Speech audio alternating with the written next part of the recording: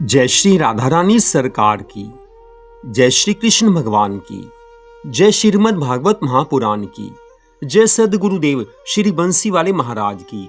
श्रीमद् भागवत महापुराण के 5वें स्कंध के 9वें, 10वें और 11वें अध्याय की कथा आज हम आपको सुनाने जा रहे हैं। इन अध्यायों में राजा भरत की कथा का वर्णन आता है। तो कथा इस प्रकार है। श्री सुखदेव जी महाराज आगे की कथा का वर्णन करते हुए कहने लगे हैं, हे राजन, भरत जी हिरण का जन्म त्याग कर वन में रहने लगे, तथापि हरि भजन की महिमा से पिछले जन्म की उन्हें पूरी स्मृति थी, सब याद था। अतः अपनी अज्ञानता को याद कर मन में विचार करते हैं कि भगवान के चरणों को त्याग कर जैसा स्नेह उस बच्चे से किया वैसा अपनी पत्नी और पुत्र से भी नहीं किया था। हिरण के उस बच्चे के मोह के कारण ही मनुष्य से हिरण का शरीर पाया है। भरत जी पूर्व बात को सोचकर किसी हिरनी आदि से प्रेम नहीं करते थे। कहते थे कि ना मालूम इनकी संगति से मेरी क्या गति होगी। इसी कारण वह किसी जीव को पीड़ित नहीं करते थे और ना हरी घास खाते थे। गिरे हुए सूखे फल और पत्ते खाकर हिरण का शरीर होते हुए भी ईश्वर का ध्यान और स्मरण करते थे। इतनी कथा सुनाकर श्री सुखदेव जी महाराज कहने लगे हैं, हे राजन, मृत्यु से प्रतिक्षण मनुष्य को डरना चाहिए। ना मालूम किस क्षण मौत का बुलावा आ जाए। मृत्यु को टाला नहीं जा सकता है। जब जीवन की अंतिम सांस निकलनी है अवश्य निकल कर रहेगी, लेकिन मृत्यु को सुधारा जा सकता है। भगवान को याद करके मृत्यु को सुधारा जा सकता है। जिसका जीवन सुधर जाता है उसकी मृत्यु भी सुधर जाती है। अर्थात जो अपने जीवन के समय में अपने जीवन काल में भगवान की भक्ति करता है, अंत काल में उसे भगवान की याद आती है। इस कारण उसका मरण सुधर जाता है, उसे भगवान के धाम की प्राप्ति होती है। हे राजन, एक हिरण के बच्चे के मुंह में ऐसे महात्मा की ये गति हुई, फिर दूसरों की क्या शक्ति है जो माया से बच सके। जो कोई भगवान की भक्ति छोड़कर माया जाल में फंसेगा उसकी ऐसी ही गति होगी। भरत उस शरीर में निरंतर इसी बात की सोच करते हैं कि जल्दी हिरण का ये शरीर छूट जाए। हिरण के इस शरीर से मुक्ति मिले तो मनुष्य शरीर प्राप्त करके भगवान का भजन करूं। एक दिन वो नदी पार कर रहे थे। वे सूखे पत्ते खाने से दुर्बल तो थे ही, अतः पुलहाश्रम नदी में गिर गए। उनकी मृत्यु हो गई है। फिर अगले जन्म में अथर्व वेद पढ़ने वाले एक ब्राह्मण के पुत्र हुए हैं। उनका नाम भरत रखा गया। जब वे युवक हुए तब पूर्व जन्म का वृतांत याद करके संसारी मोह माया में नहीं फंसे, दिन रात भगवान के भजन में अपने मन को लगाए रहते हैं। अपने पिता के डांटने पर भी पढ़ने में मन नहीं लगाया है। विद्या वही जो परमेश्वर से मिला देवे। संसारिक विद्या से कोई भगवान की प्राप्ति नहीं कर सकता है। संसार की विद्या धन कमाने के काम आ जाती है, लेकिन भगवान की भक्ति तो भगवान के भक्तों का सत्संग करने से ही मिलती है। भगवान के भजन में अपने मन को वो लगाए रहते हैं। पिता डांटते हैं कि कुछ पढ़ ले, लेकिन मन भगवान की भक्ति में लीन है। उनके पिता ने अंत समय में अपने पुत्रों से कहा कि हे पुत्रों, मैंने बहुत चाहा कि तुम्हारा भाई भरत कुछ पढ़े, परंतु उसने पढ़ाई में मन नहीं लगाया, इस कारण मूर्ख ही रहा। तुम लोग मेरे अंत समय की बात मानकर ऐसा उद्योग करना कि जिससे वह पढ़कर चतुर हो जाए, अपने जीवन को संभाल सके। जब वह ब्राह्मण ऐसा कहकर मृत्यु को प्राप्त हो गया, तब उनके पुत्रों ने भरत को पढ़ाने के लिए बहुत प्रयत्न किया है, परंतु भरत नहीं पढ़ा। जड़ भरत का रूप बनाकर भरत ऐसे रहने लगा कि कोई खिला दे तो खा ले, कोई कुछ जल पिला दे तो पी ले, नहीं तो कुछ सोच ना करके दिन रात परमेश्वर में ध्यान लगाकर रखना, यही भरत जी का नियम बन चुका है। भरत के भाइयों ने ये हाल देखकर उससे अपना मन अलग कर लिया, परंतु भोजन उसको दे दिया करते थे। जब उन्होंने देखा कि यह घर का कोई काम करता ही नहीं है, व्यर्थ में खाता रहता है, ऐसा सोचकर सब भाइयों ने भरत जी को खेतों की रखवाली के लिए रखा है। तुम खेतों की देखभाल करो, कोई अनाज चुरा कर ना ले जाए, पशु पक्षी भी कुछ ना खाने पाए, ऐसा कहकर उसे खेतों की देखभाल के लिए रख छोड़ा है। लेकिन भरत जी ने क्या किया, खेतों की रखवाली नहीं की है। मन में सोचा कि आज अगर खेतों की रखवाली करूंगा तो मुझे फिर से इस काम में वो लगाए रखेंगे, मेरा मन प्रभु चरणों में नहीं लग पाएगा। संसार के कामों में मेरा मन लगेगा तो भगवान की भक्ति कैसे करूंगा। भरत जी की कितनी अच्छी सोच है, कितना अच्छा विचार करते हैं। अब वो क्या करते हैं, भगवान के ध्यान में मगन रहकर आठों पहर आनंद मनाते हैं। उस देश में भीलों का एक राजा रहता था।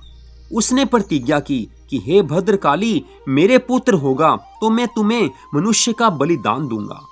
जब भद्रकाली मां की कृपा से उसके घर पुत्र उत्पन्न हुआ, तब उसने एक बालक को बलिदान देने के लिए मोल लेकर उसका पालन किया है। किंतु वह बालक अपना बलिदान दिए जाने के भय से भाग गया। अपनी मृत्यु कौन चाहता है, मृत्यु से हर कोई अवश्य डरता है। तब राजा ने अपने दासों से कहा कि कुछ धन लेकर एक मनुष्य बलिदान के लिए ढूंढ लाओ। वे लोग खोजते हुए रात्रि के समय उस खेत पर आए, जिस खेत की रखवाली के लिए भरत जी को उनके भाइयों ने बैठाया हुआ था। हालांकि भरत जी खेत की रक्षा नहीं करते हैं, देखभाल नहीं करते हैं, लेकिन राजा के सेवकों ने जड़ भरत को हष्ट पुष्ट देखकर बलिदान देने के लिए पकड़ लिया और गले में रस्सी बांधकर राजा के महल में ले आए हैं। वहां राजा जड़ भरत को देखकर बड़ी प्रसन्नता से कहने लगा कि तुम ऐसा अच्छा मनुष्य बलिदान देने के लिए लेकर आए हो जो अपने मरने का कुछ डर रखता ही नहीं है, आनंद मगन नजर आता है। भद्रकाली मां इसका बलिदान लेकर बहुत प्रसन्न होंगी। राजा के पुत्र पुरोहित और ब्राह्मण महामूर्ख थे, वेद शास्त्र का हाल नहीं जानते थे कि मनुष्य का बलिदान देना चाहिए या नहीं देना चाहिए। इस बात का विचार ना करके जड़ भरत का क्षौर करवाकर और उबटन लगाकर उन्हें स्नान करवाया गया। बलिदान देने के लिए उनको नए वस्त्र आभूषण पहनाए हैं। इत्र और चंदन शरीर में लगाकर बहुत अच्छा स्वादिष्ट भोजन करवाया है। उस समय जड़ भरत ने मन में प्रसन्न होकर सोचा है कि जब से मेरे माता पिता की मृत्यु हुई है, तब से मुझे किसी ने ऐसा उत्तम स्वादिष्ट भोजन नहीं कराया है। आज इन लोगों ने बड़े प्रेम से सब पदार्थ मुझे खिलाए हैं। अब भोजन कराने के उपरांत जड़ भरत के गले में उत्तम फूलों की माला पहनाई गई है। भद्रकाली मां की मूर्ति के समक्ष उन्हें खड़ा किया। तब ब्राह्मणों ने राजा के हाथ में तलवार देकर कहा कि इसे मार डालो। जैसे ही राजा ने तलवार मारने को हाथ उठाया, वैसे ही जड़ भरत ने विचार किया है कि जब मैंने इनके यहाँ भोजन किया है तो अब पीछे हटना सही नहीं है। अपना सिर उनके आगे झुका दिया कि पूरी और मिठाई खाते समय मैंने अपना मुंह फैलाया था, अब तलवार खाने के समय गर्दन सामने से हटाना उचित नहीं है। इन्होंने मुझे स्वादिष्ट भोजन करवाया है, मेरा शरीर इनके काम आ जाए तो अच्छी बात होगी। भरत जी डरते नहीं हैं, जो भगवान से प्रेम करता है उसे किसी का भय नहीं होता है। भरत जी मृत्यु के इस कठिन समय में भी आनंद मगन नजर आते हैं। भरत जी ने अपने सिर को झुका दिया है, लेकिन भद्रकाली मां ने उनको सिर झुकाते देखकर सोचा है कि ये सब ब्राह्मण ऐसा ज्ञान नहीं रखते कि राजा को बलिदान देने से मना करें और इस हरि भक्त ब्राह्मण को दुख नहीं देने। यदि मैं इसकी रक्षा नहीं करती हूँ तो मुझे पाप लगेगा, क्योंकि कोई मनुष्य अपने सामने किसी को बिना अपराध दुख देवे तो उसकी रक्षा करनी चाहिए, नहीं तो देखने वाले को पाप लगता है। आज भद्रकाली मां विचार करती हैं कि अगर इसकी रक्षा नहीं करूंगी तो ये अपराध होगा, मुझे पाप लगेगा। ऐसा विचार कर आज भद्रकाली मां को बड़ा क्रोध आया है। क्रोध के आवेश में खड्ग और खप्पर हाथ में लिए हुए भद्रकाली मां चिल्लाकर ऐसी गर्जी कि वह शब्द सुनते ही राजा अपने पुरोहित समेत बहरा होकर मूर्छित हो गया और उसके हाथ से तलवार गिर पड़ी है। भद्रकाली मां ने उसी खड्ग से राजा और पुरोहित का सिर काट दिया है। दोनों का सिर गेंद के समान उछालकर इस इच्छा से भद्रकाली माँ आज नृत्य करने लगी हैं कि अगर जड़ भरत प्रसन्न होकर मेरी ओर देखें तो मेरा भला हो, इनके दुखी होने से मेरा कल्याण नहीं होगा। लेकिन आज भद्रकाली माँ के नृत्य करने पर भी भरत जी उसी तरह माथा झुकाए खड़े रहे हैं। तब भद्रकाली माँ ने स्तुति करके उनसे कहा है कि हे ब्राह्मण देवता, आप कृपा करके मेरा अपराध क्षमा करें, क्योंकि जब किसी का भक्त या सेवक दूसरे का अपराध करता है तो उसके मालिक का नाम धरा जाता है। सो आप ऐसा विचार ना करें कि यह राजा भद्रकाली माँ का भक्त था। ये तो मेरा बड़ा शत्रु है, जिसने आप जैसे संत को, आप जैसे ब्राह्मण को, आप जैसे महात्मा को दुख देना चाहा, बिना कारण आपके प्राण लेने चाहे। ये पाप करने जा रहा था, लेकिन इसे किए का परिणाम मिल गया है। ये मेरा शत्रु है, धन और राज्य के मद में अंधा होकर तुम्हें पहचानता नहीं है। जड़ भरत ने आज भद्रकाली माँ के ऐसे वचन सुनते ही मुस्कुराकर कहा है कि हे माँ, आत्मा का कभी नाश नहीं होता है, इसलिए अपना सिर काटने से मैं नहीं डरता, परंतु आपका भक्त इस पाप के बदले में नरक भोगेगा, इस बात का मुझे दुख है। जड़ भरत जी महाराज ऐसा कहकर वहां से चले आए हैं। इतनी कथा सुनाकर श्री सुखदेव जी महाराज कहने लगे हैं, हे राजा परीक्षित, तुम निश्चय करके जानो कि जो व्यक्ति अपना मन श्री नारायण भगवान में लगाकर रखता है, भगवान को याद करता है, पूरी श्रद्धा भावना से भगवान की भक्ति करता है, उसे कोई दुख दे ही नहीं सकता है। श्री सुखदेव जी महाराज आगे की कथा का वर्णन करते हुए कहने लगे हैं, हे राजा परीक्षित, जड़ भरत की एक और कथा सुनो। एक समय राजा रहुगण सिंधु सुधीर नामक अपने शहर से शिविका पर आरूढ़ होकर कपिल मुनि के पास ज्ञान सीखने जाता था। रास्ते में उसकी सवारी का एक कहार बीमार हो गया। उसी ओर कहीं जड़ भरत भी उसी समय श्री हरि के स्मरण में आनंद मगन बैठे हैं। दूसरे कहारों ने जड़ भरत को मोटा ताजा शरीर वाला देखकर पकड़कर शिविका में लगा दिया। जड़ भरत आनंद पूर्वक राजा की पालकी उठाए चले जाते थे और इस अपमान का उनको कोई सोच नहीं था, कोई दुख नहीं था। मन भगवान में लीन है और भरत जी महाराज राजा की पालकी उठाकर चल रहे हैं, लेकिन नीचे देखते जाते हैं कि पृथ्वी पर मेरे पैरों के नीचे कोई जीव ना आने पावे, कोई चींटी आदि जीव ना आने पावे। सोच समझकर देखकर चींटी आदि को बचाते हुए पैर रखते हैं। अतः पालकी हिलने लग गई। तब राजा ने क्रोध से कहारों की ओर देखकर कहा कि तुम लोग पालकी बार बार हिलाते क्यों हो, ठीक से क्यों नहीं चलते? तुम बार बार पालकी हिलाते हो तो मेरा सिर पालकी से लगता है और मुझे काफी पीड़ा होती है। ध्यान से चलो, पालकी ढंग से चलाओ। लेकिन कहार कहने लगे हैं, हे महाराज, हमारा कुछ भी दोष नहीं है, ये नया कहार पालकी हिलाता है। ये बात सुनते ही राजा ने आज जड़ भरत जी महाराज से कहा है, हे कहार, तू हष्ट पुष्ट दिखाई देता है, अभी इतना रास्ता नहीं चला जो तू थक गया हो। क्या तुझे अपने प्राणों का भय नहीं है जो हमारी पालकी को ठीक से नहीं लेकर चलता?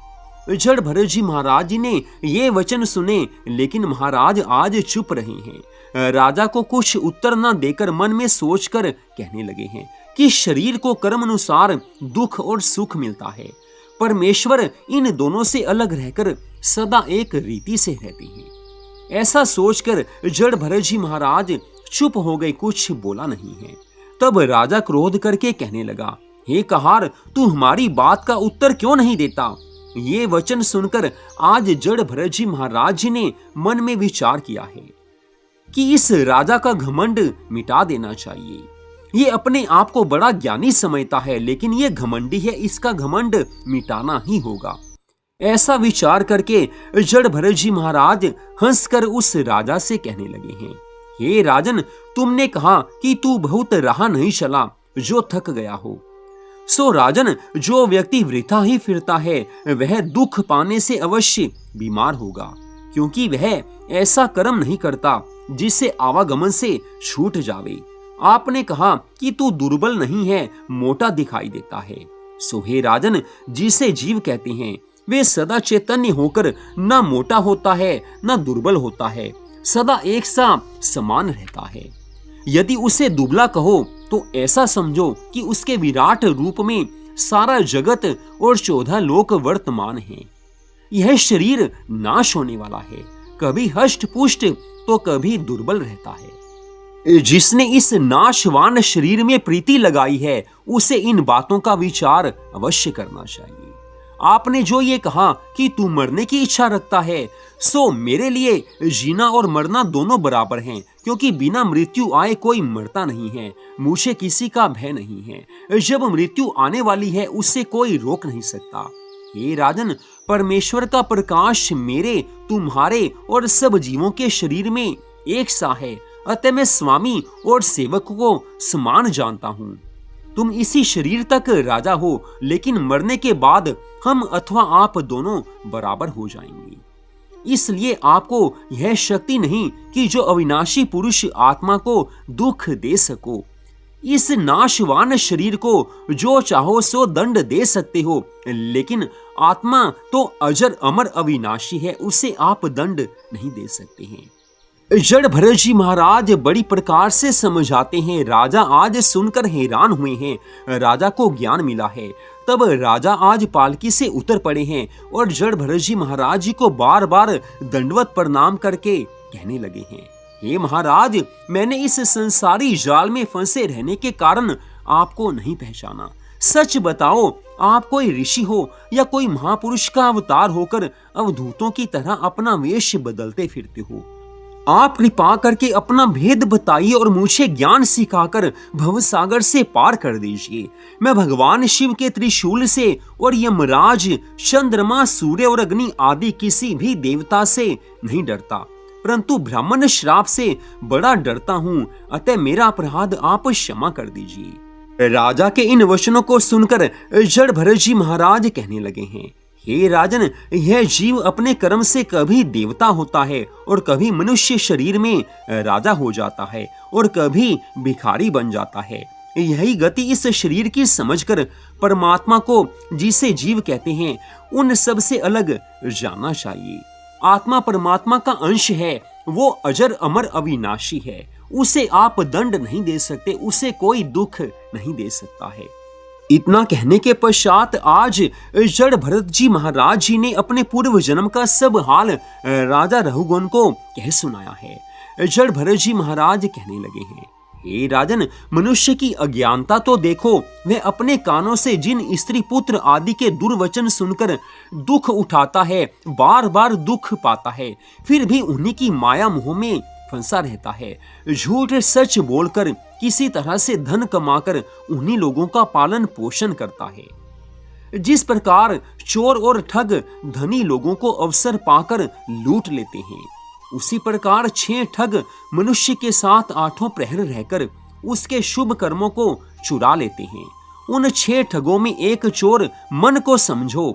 इसके अलावा अन्य 5 चोर और ठग काम, क्रोध, लोभ, मोह और इंद्रियां हैं, जिनके वश में रहकर मनुष्य पाप कर्म करता है। अगर मनुष्य को भव सागर से पार उतरना है तो इन 6 ठगों और चोरों के वश में न रहकर उल्टा इन्हें अपने वश में रखना चाहिए। आज जड़ भरत जी महाराज बड़ी सुंदर ज्ञान की बातें बताते हैं। रघुगण राजा को ज्ञानोपदेश दिया है। तब राजा रघुगण ने पुनः जड़ भरत जी महाराज जी को बार बार दंडवत प्रणाम किया है। आज राजा रघुगण आनंद मगन हो गए हैं। जिसे परम सुंदर ज्ञान की प्राप्ति हो जाती है, उसे आनंद अवश्य मिल ही जाता है। तो यहीं पर आज की इस परम सुंदर कथा का विश्राम होता है। अगले भाग में आप इससे आगे की कथा को सुन पाएंगे। जय श्री राधा रानी सरकार की, जय श्री कृष्ण भगवान की, जय श्रीमद् भागवत महापुराण की, जय सदगुरुदेव श्री बंसी वाले महाराज की। जय जय श्री राधे, जय जय श्री राधे, जय जय श्री राधे श्याम।